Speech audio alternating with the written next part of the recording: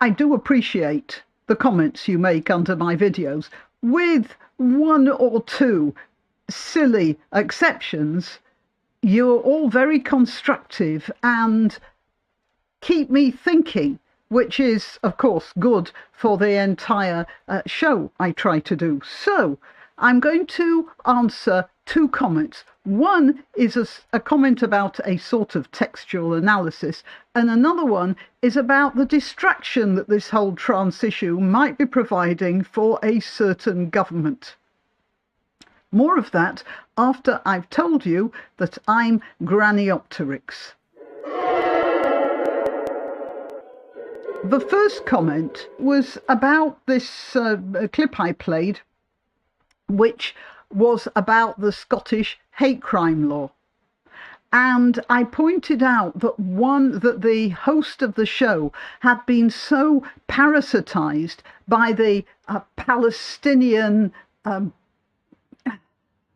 ferment that's going on right now, that he actually tried to say Palestinian instead of panelists when he was talking about people saying socially unacceptable things, or at least socially unacceptable in the eyes of Scottish law now. So I'm going to play that for you again, and I'm going to tell you what at least two, I think there might have been three comments said about this. So here's what Jake Berry said. I think that this law is constitutional. Helen, I wasn't aware of that. That is terrifying. Yep. So someone watching this show in Scotland, we have lots of views in Scotland, could say something that I or any of the panelists have said, and it would create a criminal offence. Right.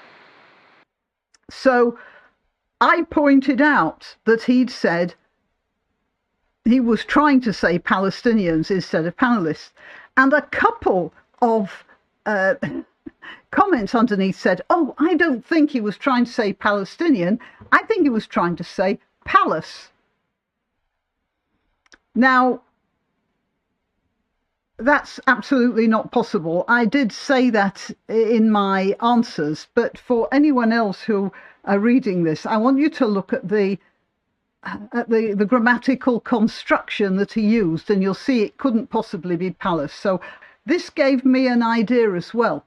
If anyone sees a video clip that appears to be a bit peculiar, send me the link. Tell me what you think might be wrong with it, or if you want me to analyse what I think might be wrong with it, and I'll have a go. It might be very interesting. So don't forget, I read almost all of the comments under my videos.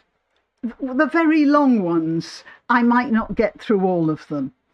But so keep it short. I tell people to do that all the time. But I do read because I want to know what you're thinking. I am genuinely interested. Okay, so let's just listen to him again. Could say something that I or any of the any of the palace. Now, if you were talking about the palace, you wouldn't say any of the palace.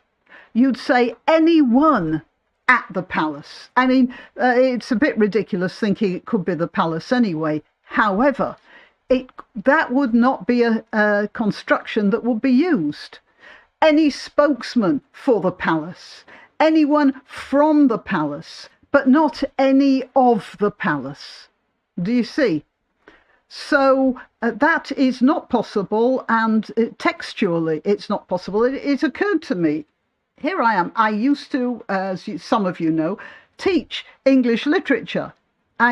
Textual analysis was my bread and butter, and therefore, if you want me to do textual analysis, I'd be very happy to try and pick out real meanings, except for one thing. Just stay off Biden, because it's not possible to make any sort of a textual analysis out of almost anything he says. All right, so that's the first thing.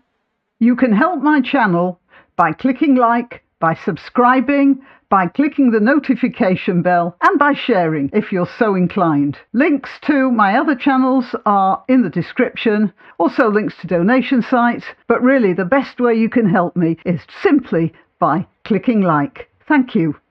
Now for the second thing, and this is not textual analysis. Somebody else made an observation which I think is possibly quite frighteningly true.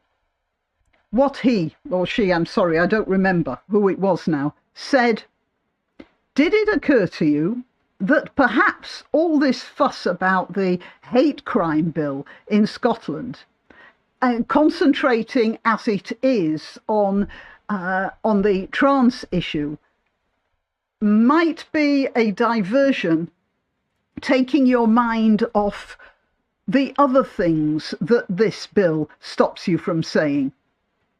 Now, I think it might be a combination, because J.K. Rowling is so powerful a figure.